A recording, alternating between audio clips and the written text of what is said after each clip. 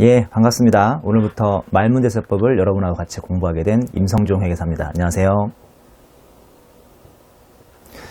예, 오늘이 1월 8일이니까 이제 시험이 얼마 안 남았는데 이 촉박한 시간에도 불구하고 이 말문제세법 수강을 신청해 주셔서 매우 감사합니다. 지금부터 말문제세법을 진행을 할 건데요. 이제 아무래도 시험이 얼마 안 남으면 계산 문제에 좀 더 비중을 둘 수도 있지만 이제 많이 좀 공부 준비가 안 됐다거나 아니면 자신감이 없는 친구들은 시험을 포기할까 생각까지 드는 정도인데 그렇게까지 하시면 당연히 안 되겠고요. 지난 1년 동안 달려오신 시간이 아주 소중하지 않습니까? 그러니까 여러분 노력을 조금만 더 기울이셔가지고 어떻게든 세법에서 좋은 점수가 나오고 이왕이면 이제 합격에 좋은 디딤돌이 될 수 있도록 말문제 위주로 한번 정리하는 걸로 저랑 공부를 한번 해보겠습니다. 말문제 세법을 일단 공부하기 전에 가장 중요한 것 중에 하나가 과거 말문제가 얼마나 많이 이제 기출되느냐의 그 비중이겠는데요. 보시다시피 2008년부터 2014년까지 공인회계사 7년간의 제가 기출문제를 분석을 해봤습니다. 보시면 매년 40문제씩 나오는 건 알고 있죠. 2008년에 26문항 공인회계사 1차 기준으로요. 그 다음에 2014년에는 20문제로 좀 낮아지긴 했죠. 아시겠지만 2014년에는 거의 한 11년 만에 커트라인 60점이 붕괴돼서 시험이 아주 쉽게 출제됐는데요. 그 계산 문제도 상당히 쉬웠고요. 말 문제도 비교적 쉬워가지고 2014년에는 조금 말 문제 경향이 좀 내려가긴 했습니다만 기본적으로 가장 많이 나올 때는 26문제 무려 65%를 차지해서 지난 7년을 평균해보면 58% 정도 공인회계사 1차 시험에서 말 문제가 출제가 되고 있습니다. 그러면 이제 세무사 1차 시험은요. 지금 보시는 것처럼 이번 화면은 세무사 1차 시험 지난 7년간의 기출 내용인데요.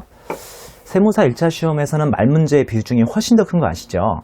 보면 08년에 역시 26문항하고 65%인데요. 이거 2009년은 상당하네요. 40문제 중에서 무려 31문제가 말문제였으니까 계산 문제가 9문제밖에 안 되는 거죠.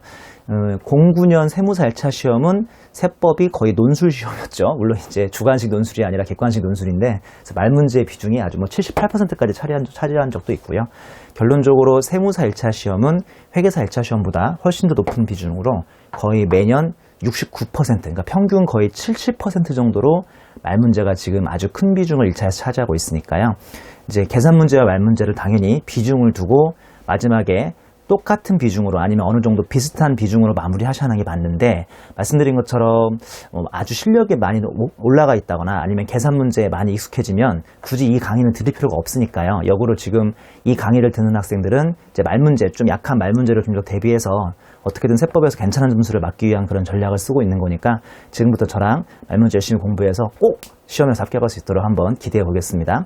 참고로 제가 이 말 문제를 2012년인가요? 13년? 올해가 이제 3년째인가 4년째 강의가 되고 있는데 솔직히 말씀드리면요. 첫 번째 이 말 문제를 시작했던 것은 아주 친했던 우리 그 학생 한 명이 저한테 지나가는 듯이 스쳐가는 듯이 이런 말을 했어요.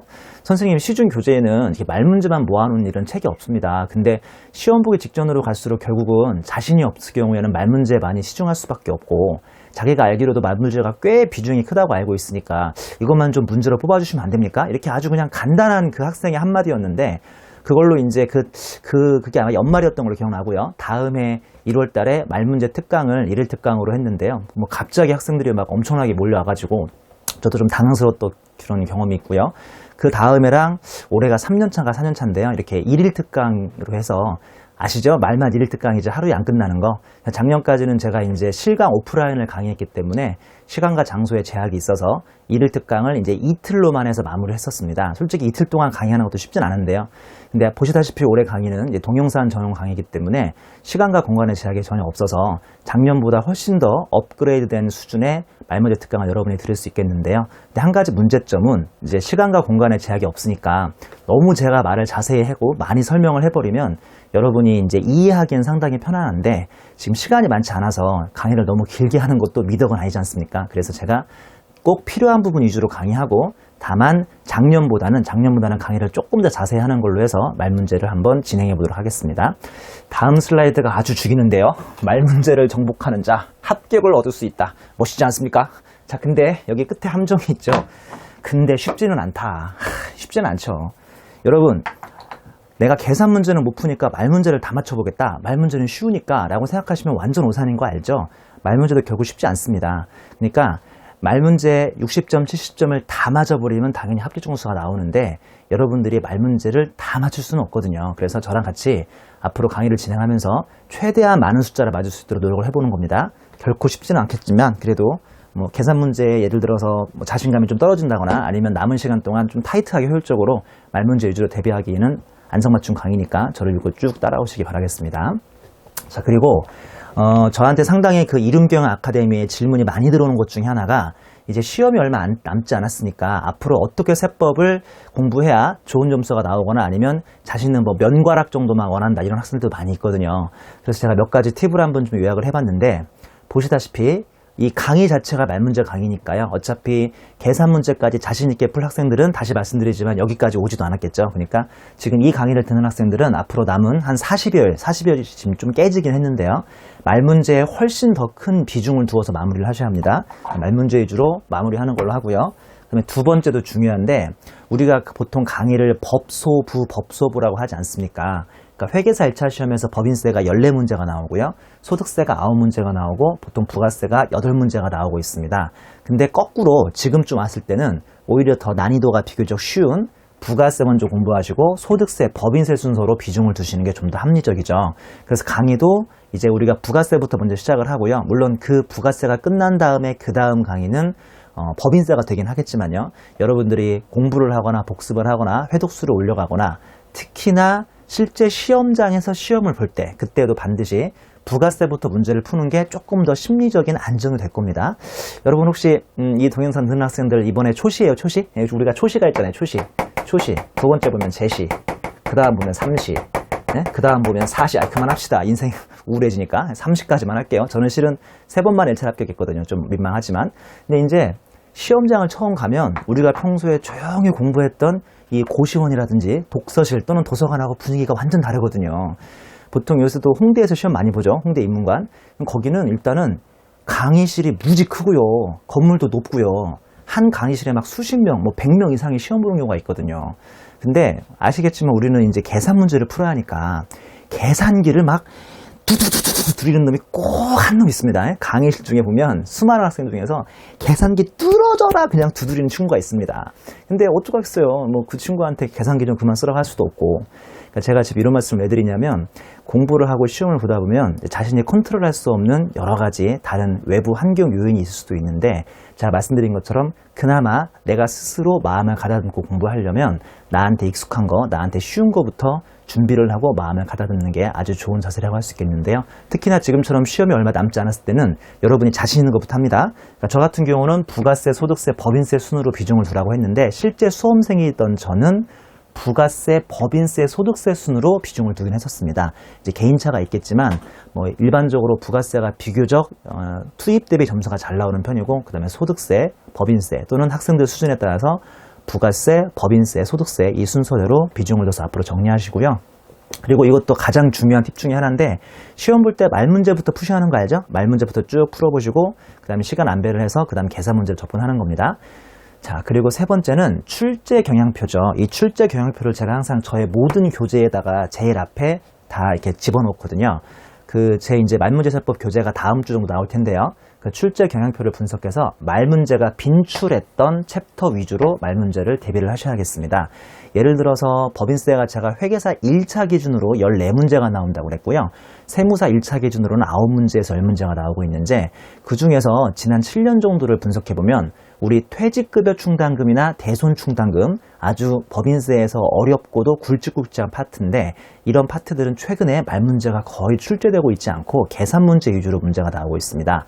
그러니까 계산 문제에 자신이 없는 학생들이라면 그런 충당금이나 아니면 뭐 감가상각비 파트라든지 물론 감가상각비는 그래도 충당금보다는 말문제가 조금은 더 나오고 있긴 한데요. 이렇게 말문제가 지난 몇 년 동안 얼마나 많이 나왔는지 그 출제 경향표를 보고 말문제가 거의 나오지 않고 계산 문제가 나오는 부분은 뭐 크게 좀 신경을 쓰지 않다거나 약간 비중을 낮추는 것도 하나의 좋은 방법이긴 하겠습니다. 그리고 4번 이것도 상당히 중요한 팁인데 국기법, 상징법, 특히 이제 세무사 준비생들도 이 강의를 들을 텐데요. 세무사의 경우는 기타세법, 우리 기타 잡법이라고 하는데요. 제가 이 유의무를 준비하면서 자법이라고 쓸까 말까 하다가 이 숭고한 세법을 너무나 비하하는 것 같아서 그냥 기타 세법이라고 썼는데요. 아시죠? 뭐 국조법이라든지 조처법이라든지 국제징수법 이런 것들 있죠. 그런 거에서 판가름 난다고 해도 과언이 아니죠. 특히나 세무사 시험은 그런 거 아시죠? 왜냐하면 국기법, 국조법, 조처법, 국징법을 더하면 10문제가 훨씬 넘어가거든요. 이제 그런 기타 자법, 제가 모르게 자법이라고 했나요? 기타 세법에서 상당히 판가름이 날 수 있으니까 끝까지 이 부분은 이제 놓치지 않고 강의를 하셔야겠습니다. 뭐 우리 강의 자체가 동영상 전용 강의니까 정규 강의가 언제까지고 그 다음에 또 뭐 공개 특강으로 국기법, 상징법을 찍겠다라는 게 의미는 없어요. 어차피 다 동영상 강의니까 제가 정규 강의를 끝나자마자 바로 국기, 상징법을 바로 강의에 찍고요. 그 다음에 뭐 유인물을 PDF로 올리거나 해서 여러분들이 쉽게 공부할 수 있도록 한번 또 강의를 올려보겠습니다. 그리고 5번이 어찌 보면 제일 중요하죠. 제일 중요합니다. 최근 5에서 10개년 기출문제를 앞으로 적어도 미니멈 적어도 5회독 이상은 하셔야겠습니다. 적어도 5회독입니다. 제가 왜 5에서 10년이라고 했냐면 참고로 저는 기출문제를 15년간 분석을 합니다. 2000년부터 2014년까지 15년간 분석을 했는데 이제 여러분들은 당연히 역순으로 14년 문제, 13년 문제, 12년 문제, 11년 문제, 10년 문제 그러니까 최근 요양을 따라가셔야 하니까 최근 문제부터 이제 차근차근 기출문제를 풀어보셔야겠죠. 근데 이게 왜 제가 5에서 10년이라고 했냐면 뭐 시간 여유가 있거나 세법에 대한 자신감이 있는 학생들은 좀 더 풀어볼 수 있는데요. 뭐 시간 여유도 없고 세법에 자신이 없으면 5년치 풀기도 상당히 버겁습니다. 왜냐하면 5년치면 회계사 1차만 해도 40문제씩 200문제고요. 세무사 1차만 해도 40문제씩 200문제고요. 물론 그 200문제가 다 말문제는 아니지만 이렇게 5년치 문제를 정확히 숙지해 가는 것도 아주 좋은 준비가 되는 거거든요. 항상 문제는 기출문제 유형에서 크게 벗어나지 않는 법이니까 이거 아주 중요한 팁인데요. 지금부터 남은 시간 동안은 이제 5년에서 한 10년치 기출문제를 적어도 5회독 이상은 충분히 숙지해서 고사장에 들어가셔야겠습니다. 뭐 제가 이왕이면 문제를 다 외워버리라고 하고 싶기도 한데요. 뭐 모든 문제를 외우는 건 좀 약간 어불성설이라고 하지만 세무사 1차 준비생 같은 경우는 기타 세법 중에 일부는 아예 표를 외워버리셔야 하는 거 알죠? 그래서 모든 것들을 다 외울 필요는 없지만 최대한 외울 수 있는 것들은 지금부터 외워주셔야 돼요. 시험이 얼마 안 남았으니까. 그리고 기출문제 5회독 이상 꼭 한다는 거 저랑 약속 꼭 하셔야 합니다. 5회독 이상 하신 다음에 6번도 하나의 중요한 팁인데 2014년부터 쉬워진 출제 경향에 근거해서 가급적이면 제끼는 파트 없어야 합니다. 제끼면 곤란합니다. 제끼지 마세요. 가급적이면 제끼지 말고 대부분 파트는 공부를 해보셔야겠습니다. 이거는 실은요. 시험이 임박한 수험생들에게는 과거에는 좋은 전략이 아니었어요. 시험에 가까워지면 가까워질수록 기존에 자기가 봤던 거, 자신 있던 것만 다시 마지막으로 점검을 하는 게 맞는데요. 근데 2014년부터 갑자기 회계사 1차 시험이 너무 쉬워지는 바람에 문제의 난이도가 상당히 내려간 편이고요. 근데 그 출제 경향이 2015년에 뭐 그대로 이어질지는 뭐 아무도 모르겠지만 전반적인 그런 트렌드가 문제를 좀 쉽게 낸다는 것은 부인할 수 없는 경향이다 보니까 아마 2015년 올해 문제도 문제 난이도가 작년처럼 쉬울지는 모르겠지만 분명히 쉬워질 건 분명한 사실이고요. 그러다 보면 예를 들어서 양도소득세가 회계사 1차 시험에서는 한 문제, 두 문제, 심지어 세무사 1차 시험은 08년인가 08년에는 무려 거기서 세 문제가 나왔습니다. 근데 이제 참 답답한 게 학생들이 양소세를 공부해야 합니까? 이런 질문들을 하는데 요새같이 약간 쉬워진 경향에서는 공부 안 하면 무조건 틀리고요. 공부하면 그래도 잘 깊이 있게 공부하면 세 문제, 두 문제를 다 맞을 수 있지만 뭐 어느 정도라도 기본이라도 공부를 하면 그 양도소득세에서 나오는 문제를 어느 정도 풀 수가 있으니까 이제부터는 공부하실 때 가급적이면 제끼는 파트 없이 골고루 공부하시는 거죠. 이제 편식하시면 안 됩니다. 자, 여기까지 오리엔테이션 마치고 우리 교재의 3-2페이지의 챕터 1의 총서를 보겠습니다. 참고로 교재는 다음 주 정도 나오다 보니까요. 저희 이름경영 홈페이지에 많은 질문을 하는데 우리 강의를 듣고 싶은데 교재가 없다. 예, 죄송합니다. 교재는 다음 주에 나오고요. 대신에 제가 이 파일을 그냥 통째로 올려놓죠. PDF 파일을 올려놓는데 그 나의 강의실에서 이렇게 화면, 그러니까 제 지금 얼굴이 보이는 이 샘플 강의 말고요. 정식 나의 강의실에서 화면에서 오른쪽 세로에 이렇게 클릭할 수 있는 마크가 있는데 그걸 잘 못 찾나 보더라고요. 그래서 제가 그냥 게시판 아니죠. 자료실에다가 아예 그냥 파일을 올려놔 버리는 경우도 있으니까 어떻게든 뭐 어딜 가서도 찾을 수 있긴 해놓으니까요. 가급적이면 그 화면 나오고 있는 그 오른쪽 세로에서 못 찾겠다면 밖으로 나가셔가지고요. 자료실에 가서 누구든지 로그인만 하시면 다운로드 받을 수 있게 제가 교재가 나오기 전까지는 충분히 조치를 해놓겠습니다. 자, 우리 그러면 3-2페이지 약속대로 우리는 부가세부터 강의를 진행하겠습니다. 3-2페이지 챕터 1의 총설입니다. 자, 우리 이 총설에서 지난 15년 동안 어느 파트에서 문제가 많이 나왔는지 또 한번 분석해 보겠습니다. 총설은 보통 우리가 부가가치의 개념부터 시작이 되거든요. 부가가치의 개념, 전단계 세액공제법, 소비지구 과세원칙, 그 다음에 과세기간, 그 다음에 납세 의무자 나오고요. 그 다음에 납세지와 사업장 나오고 마지막으로 사업자 등록으로 보통 1절에 총칙이 끝나는데요. 시험은 반대로 나오죠. 시험은 이 부가가치세의 개념이나 전단계 세액공제법 그 제일 앞에 나오는 내용이 제일 안 나왔었고요. 지난 15년 동안 오히려 이제 그 내용 가운데 있는 납세지와 사업장 이게 지금까지 시험에서 압도적으로 더 많이 50% 이상이 출제됐으니까요. 이 부분의 출제 비중이 가장 크다고 해도 과언이 아니겠습니다. 납세지와 사업장에서 지난 15년 동안 15문제가 나왔네요. 회계사, 세무사 1차 포함해서요. 그 중에서 8문제가 나왔으니까 거의 53.4%를 차지하는 가장 큰 비중은 납세지와 사업장이 되겠으니까요. 제가 이따 강의하면서 또 이 부분을 훨씬 더 비중을 두겠지만 여러분들도 이 비중 위주로 잘 따라오시면 고맙겠습니다. 자, 그럼 교재로 오셔서요. 섹션 1-1의 부가가치세 기본이론에 1점의 부가가치의 개념이 있습니다. 이거는 기본 강의가 아니다 보니까 여러분들이 적어도 1회도 이상을 하신 분들이어서 아주 기초적인 개념부터 차근차근 강의를 하진 않습니다만 제가 그래도 성질이 막 급해가지고요. 이거는 꼭 좀 하고 가고 싶더라고요. 자, 우리 가운데 낀 이마트 입장에서 오리온에서 초코파이를 물건값만 2,000원에 사오지만 결제할 때는 부가세 포함해서 2,200원을 결제하죠. 분명히 현금은 2,200원 나가지만 상품이나 매입은 2,000원만 잡고 VAT 매입세액이라는 자산 성격인 거 아시죠? 저거는 세금이라고는 부르지만 자산 성격입니다. 먼저 낸 선급금에 불과하고 나중에 돌려받을 수 있으니까 자산 성격이 200원이 잡히고요. 그리고 이마트가 약 1,000원의 이윤을 붙여가지고 초코파이를 최종 소비자에게 3,000원에 팔고 물건값은 부가세 포함해서 3,300원을 받아오는 거죠. 하지만 자신의 매출액은 3,000원만 잡히고 VAT 매출세액이라는 일종의 이거 자산인가요? 부채인가요? 이 동영상 전용 강의라고 해서 졸면 안 돼요. 제가 계속 말 시킵니다. 제가 말 시키면 대답하셔야 돼요. 제가 여러분 바로 앞에 있다고 생각하셔야 합니다. 자, VAT 매출세액은 뭡니까? 손님한테 10% 더 받아온 부채에 불과하죠. 이건 부채입니다. 그럼 보통 부가세는 3개월에 한 번씩 납부를 하죠. 개인 사업자도 3개월에 한 번씩 신고를 하진 않지만 납부는 하는 편이니까요. 간이가세를 빼면 그럼 3개월에 한 번씩 200원 더 받은 거와 300원 200원 더 떼인 거와 300원 더 받은 거의 차익인 100원만 납부하면 부가세 문제는 깔끔히 끝나죠. 보시는 것처럼 부가세는 내가 아무리 많이 사와서 아무리 많이 떼었어도 아무리 많이 팔아서 아무리 많이 더 받아왔어도 그 차액만 깔끔히 납부하고 끝나는 제도이기 때문에 부가세는 납부를 하든 환급을 하든 자신의 손익에는 영향이 있다 없다? 자, 자신의 손익에는 영향이 있다 없다? 없는 거 아시죠? 이게 자산거래고 이게 부채거래다 보니까 자신의 손익에는 부가세와는 무관하게 영향이 없습니다. 교재로 오시면 양가로 일본의 공제법이 있죠. 부가가치 1,000원은 매출액에서 매입액을 빼면 부가가치 1,000원이 나옵니다. 우리나라 세율이 10%인 건 다 아시니까 그럼 이 부가가치 1,000원에 10%를 곱하면 깔끔히 부가세 100원이 나오겠네요. 또는 양가로 일본의 가산법이라고 해서요. 부가가치의 구성 요소인데 자, 이 이마트가 1,000원을 남기는 데는 4개의 경제 주체가 공헌을 한 거죠.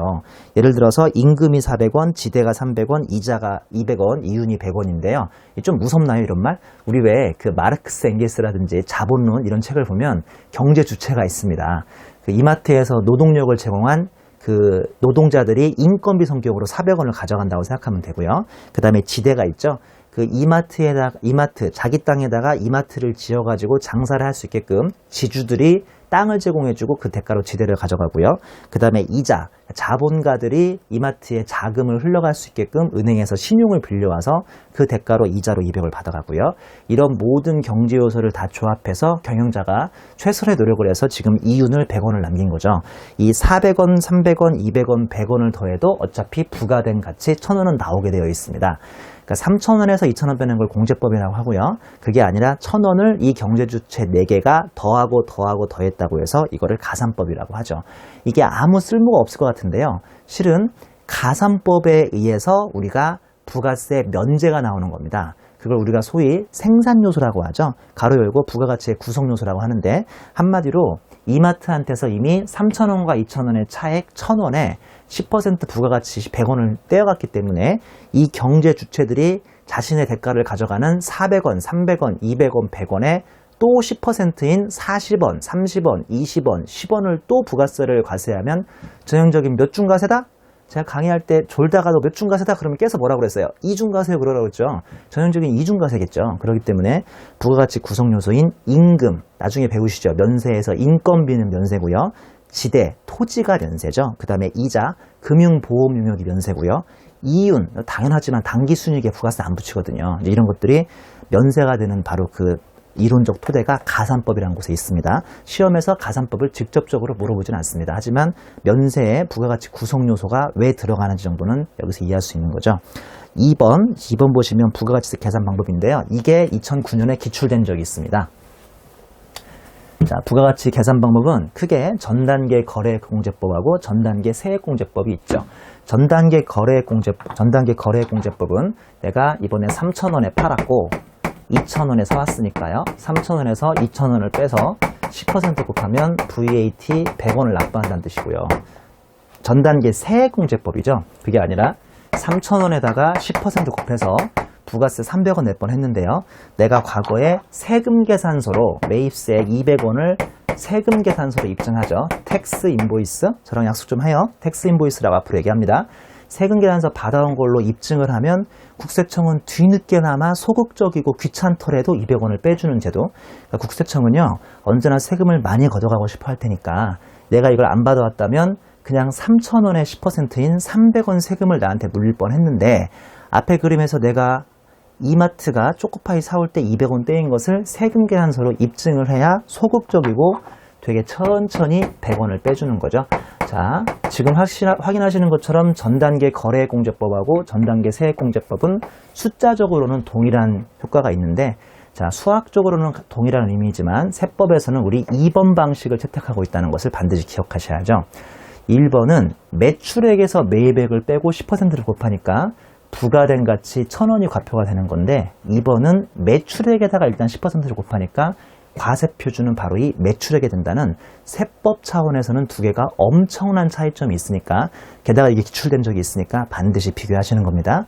우리나라 부가세는 전단계 거래공제법이 아니라 전단계 세액공제법을 채택하고 있다는 점 반드시 유념하셔야겠습니다. 자, 다음 페이지 보시면 3페이지에 3점의 소비지구 과세원칙이 있는데요. 이 소비지구 과세원칙은, 자, 쉽게 얘기해서 부가세를 전 세계적으로 수출 수입을 할 때 붙이는 방법이 소비지구 과세원칙하고 또 하나 뭐 있죠? 굳이 아실 필요 없는데 생산지구 과세원칙이 있죠.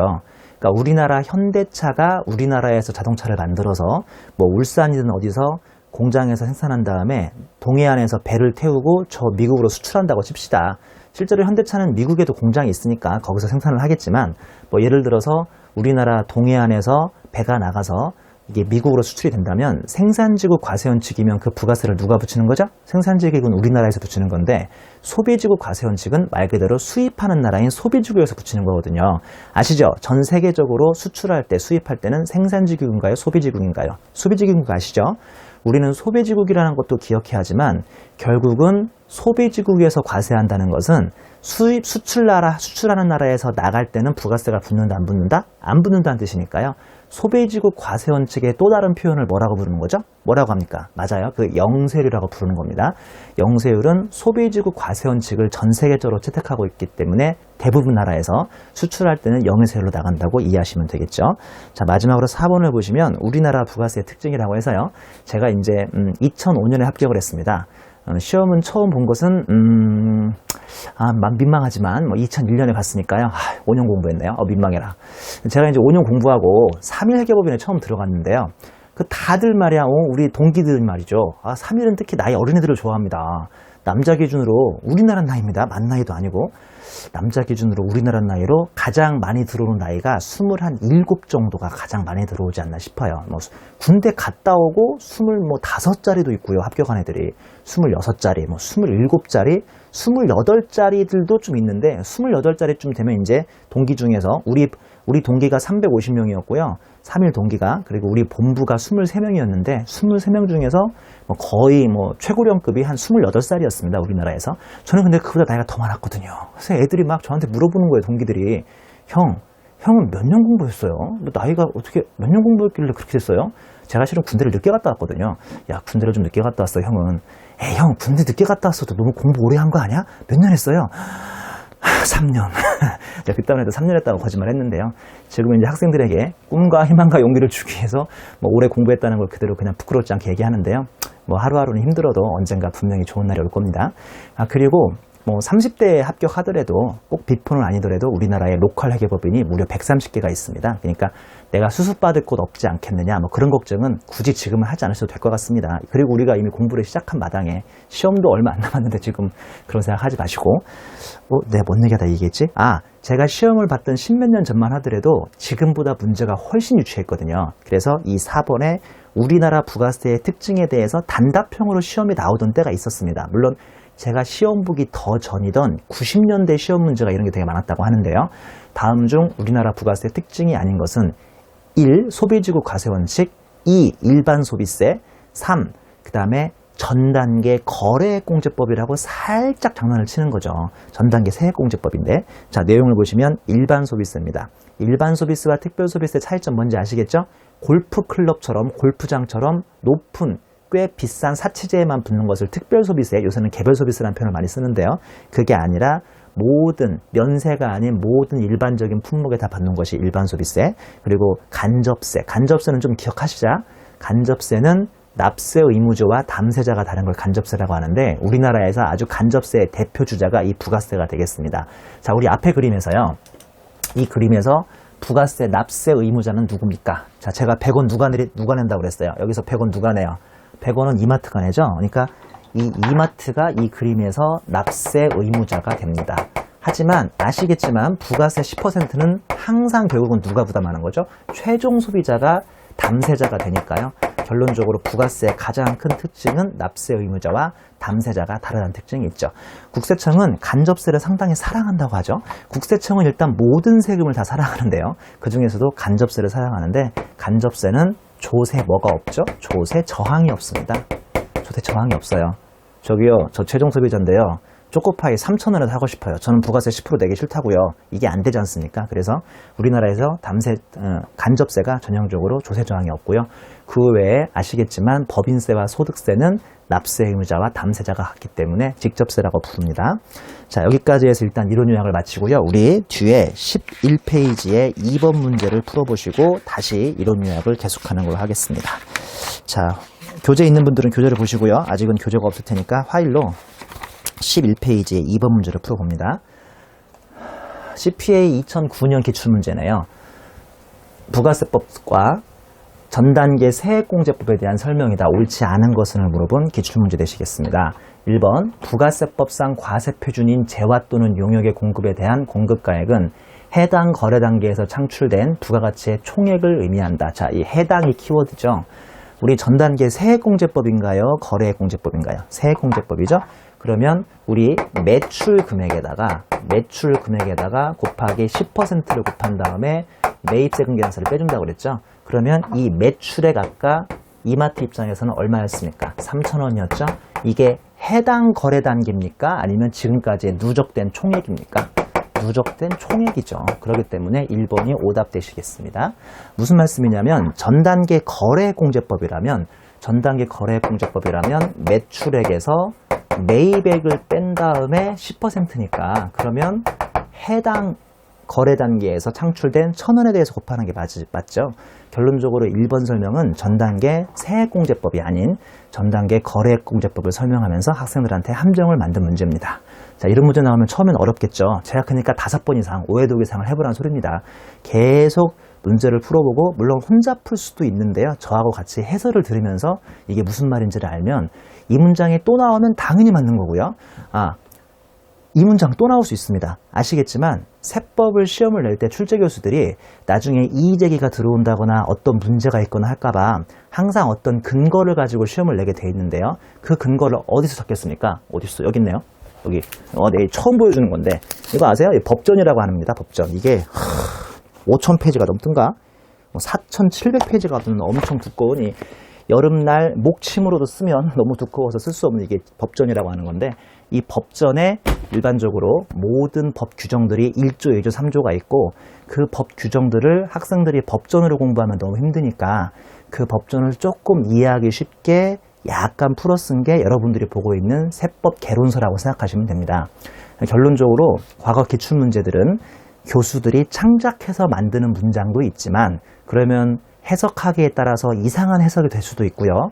나중에 이의제기나 문제 제기의 요소가 있다 보니까 대부분 말문제는 창작 문장도 있지만 그 법전에 나와 있는 법조문을 그대로 따서 쓰는 문장들이 있습니다. 그러다 보니까 이 문장이 올해도 나오고 내년도 나오고 내후년에 나오는 경우도 있죠. 그래서 기출문제가 더욱더 중요한 게 바로 세법입니다.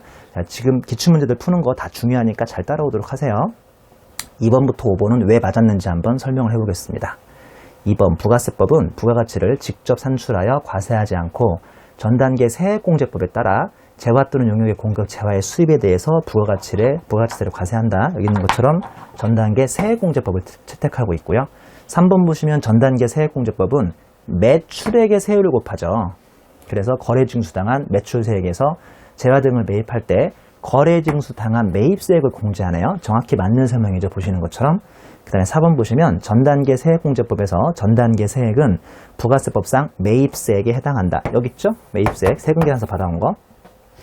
5번 보시면 부가세법상 납부세액을 산출함에 있어 매출세액에서 매입세액을 공제하는 이유는 이전 거래 단계에서 창출된 부가가치에 대한 중복과세를 회피하기 위한 것이다. 가운데 낀 이마트는 3,000원에 팔았으니까 부가세 300원 냅니까? 아니면 그 앞에 2,000원까지는 다 오리온이 내고 있으니까 100원만 더 냅니까? 100원만 더 내죠? 즉 자기 거래 단계에서 창출한 것만 내는 것이지 그 이전 단계에서 창출한 것까지는 낼 필요가 없겠습니다. 자, 이런 식으로 강의 진행합니다. 이론 요약 좀 하고 관련된 뒤에 문제 풀고 오고 다시 이론 요약 진행하고, 이렇게 해야 여러분들이 좀 더 효율적으로 또는 기억에 오래 남게 공부할 수 있으니까 좀 왔다 갔다가 번거롭더라도 이렇게 한번 강의를 진행해 볼게요.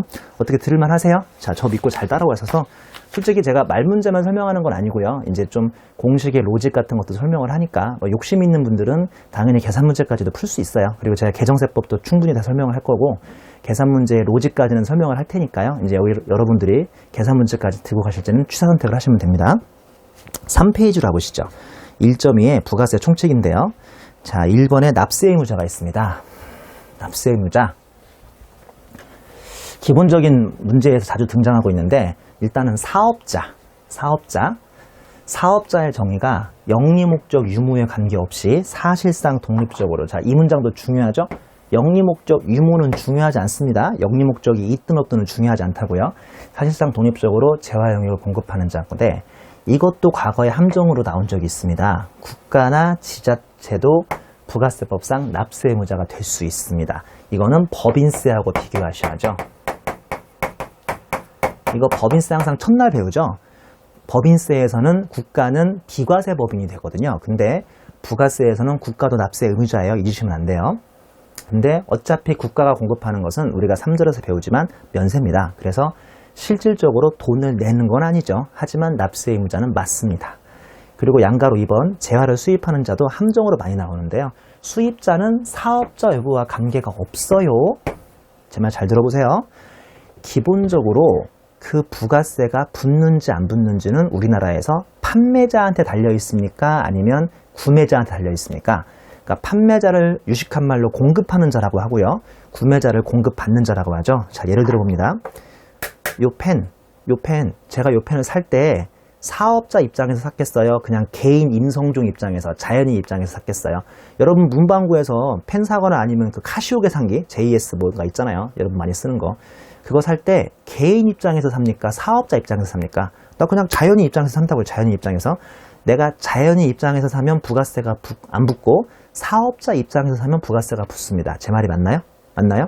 이거 완전 엄한 소리죠. 우리나라에서 부가세가 붙는지 안 붙는지는 파는 사람한테 달려있습니다. 파는 사람, 사는 사람이 아니라고요. 파는 사람한테 달려있다는 거 반드시 명심하셔야겠습니다.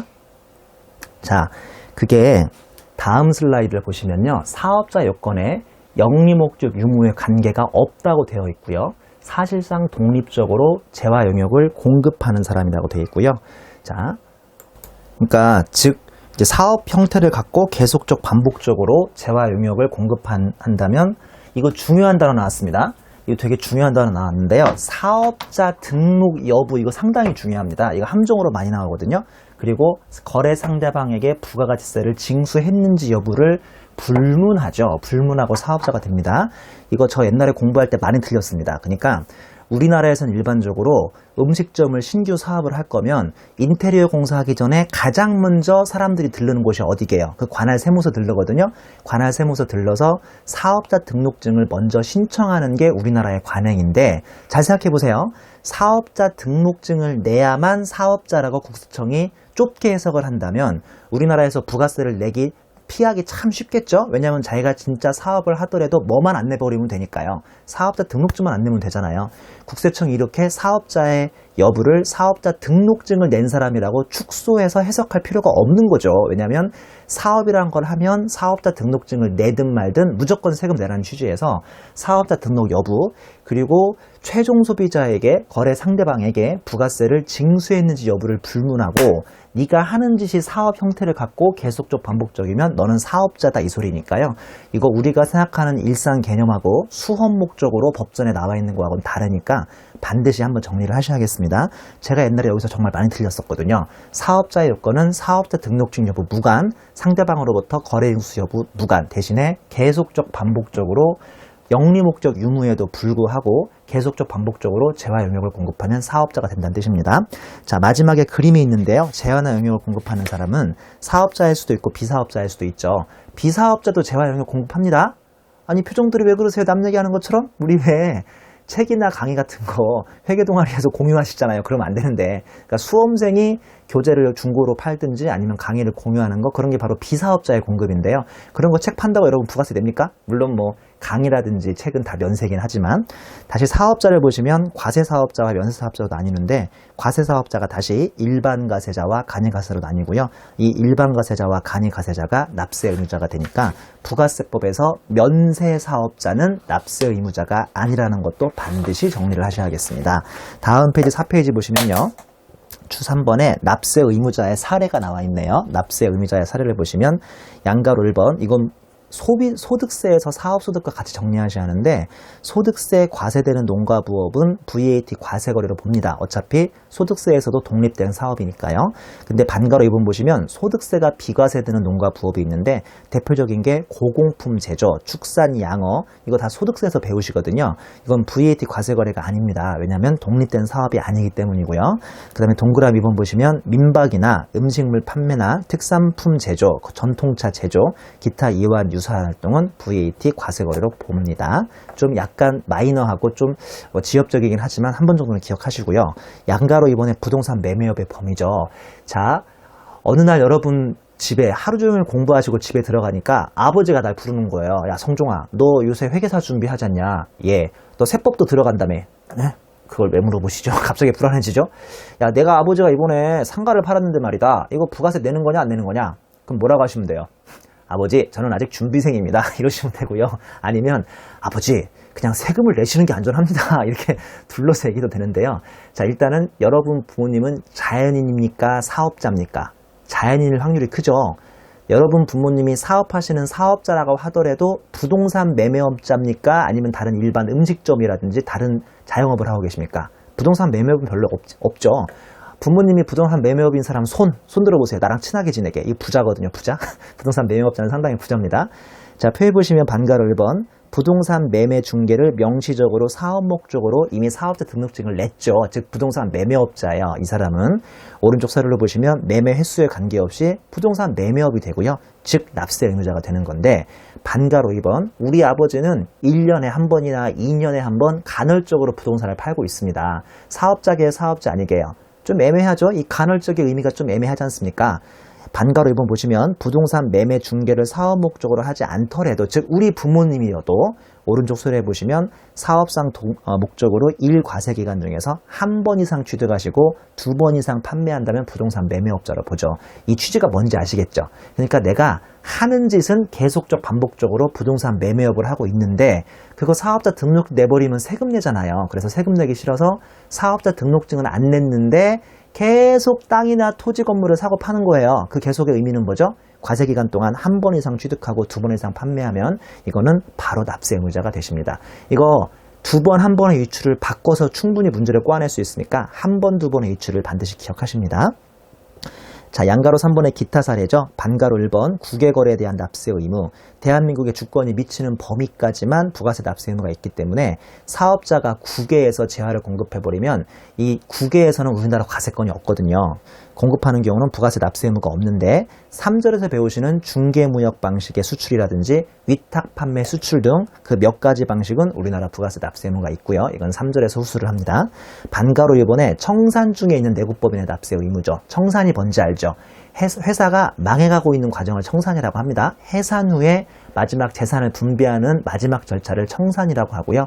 우리 같은 회계사들은 청산을 보통 빚잔치라고 하죠. 이제 그동안 남았던 빚 같은 거 다 분배하고 회사를 문 닫는 과정이니까 청산 중에 있는 회사가 기적적으로 다시 생존해서 회사를 계속 경영하는 경우는 흔치는 않습니다. 자, 근데 수업 목적으로 한번 기억합시다.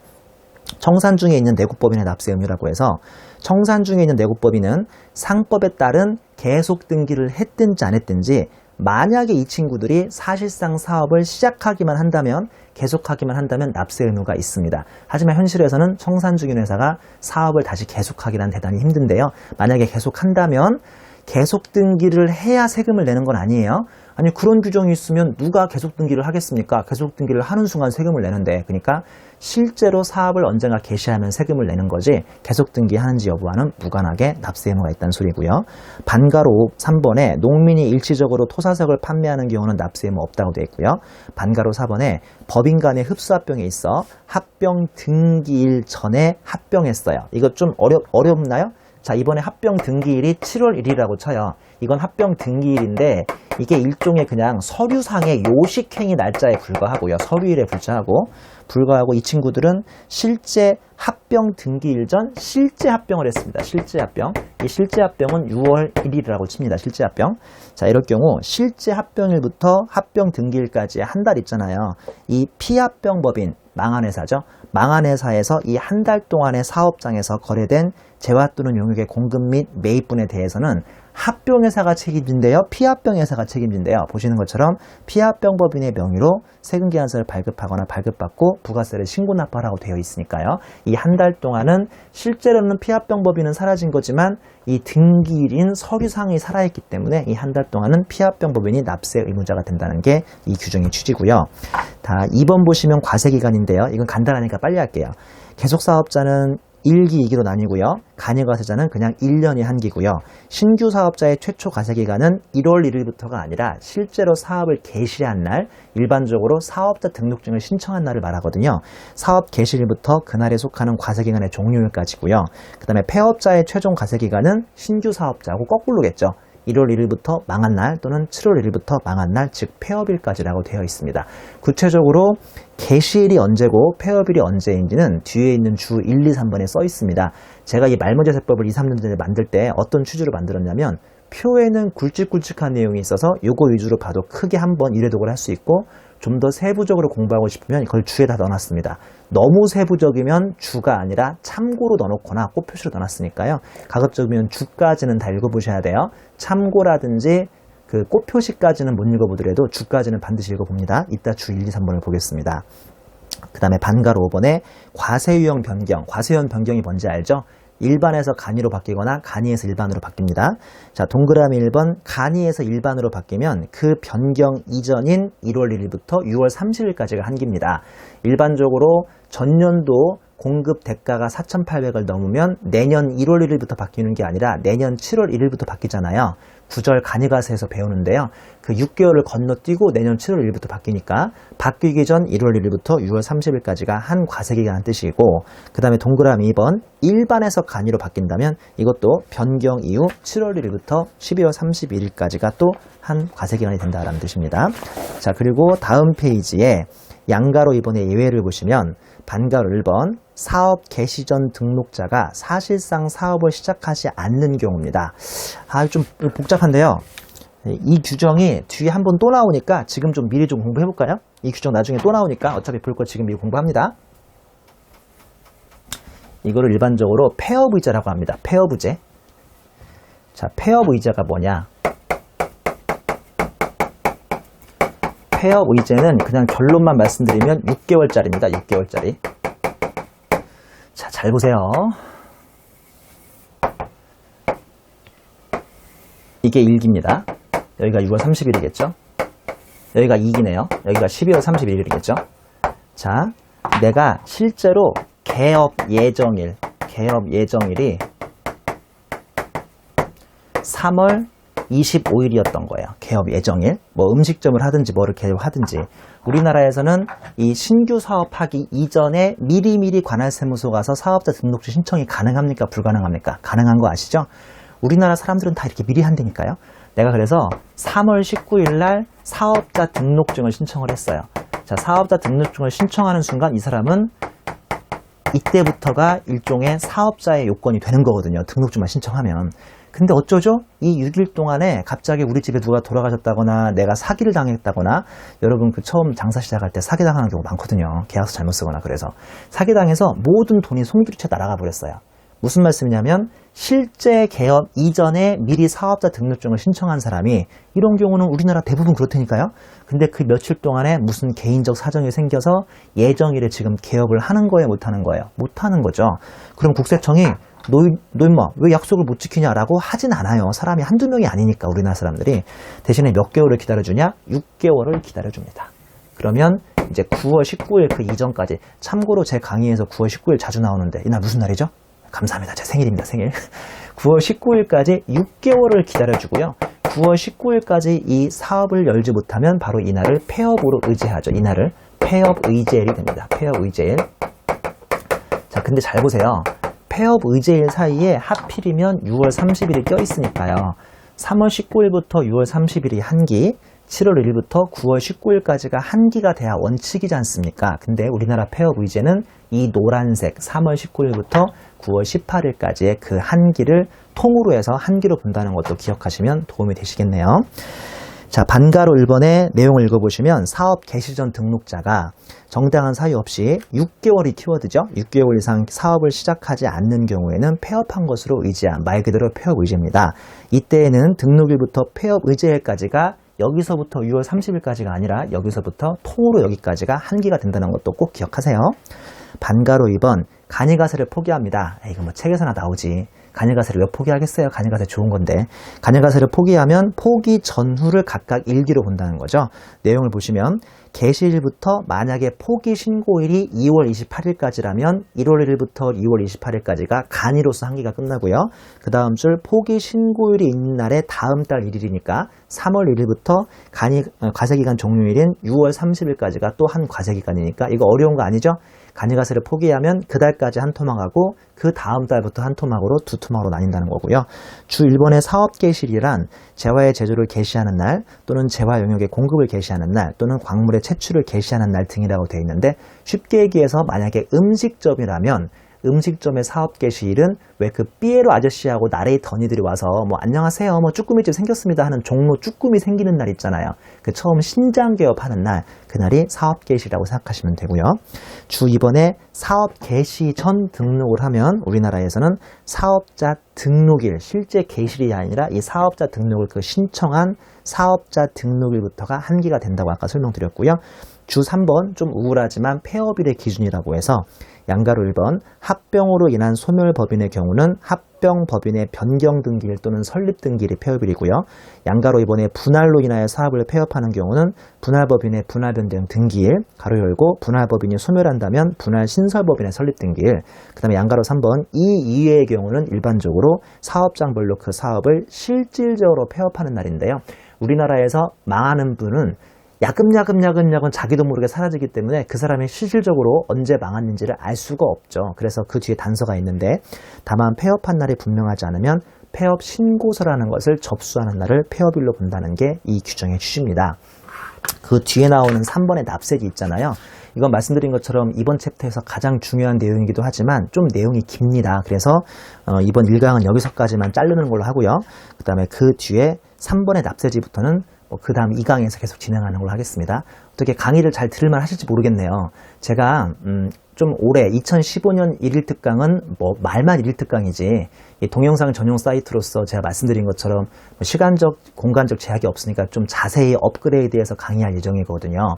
말씀드린 것처럼 2014년부터 회계사 1차 시험도 좀 쉽게 나오고 하니까 더 뭐 좀 자세히 해서 많이 맞으라는 차원에서 하는 것도 있고요. 실은 제가 작년 2014년 1일 특강을 하고 되게 충격을 먹었는데요. 그 이제 학원에서 이틀 동안 모든 강의를 끝내야 하다 보니까요. 제가 항상 언제나 그렇지만 처음 앞에 전반부는 자세히 강의하는데 중반부나 후반부로 갈수록 나도 몸도 지치고요. 학생들도 지치고 집에도 가야 하고 그래서 제가 실은 법인세 부가세 부분은 자세히 설명을 했는데 뒤에 소득세 부가세로 갈수록 시간이 이제 별로 없으니까 좀 아주 간단하게 설명했대거든요. 학생들 사이에 뭐라고 얘기가 소문이 났냐면 임 선생은 부가세만 잘 가르친다 뭐 이런 소문이 나가지고 너무 충격을 받아서 올해는 부가세, 법인세 모두 다 동일한 비중으로 뭐 열심히 강의를 자세히 하겠습니다. 자, 이 강에서 뵙도록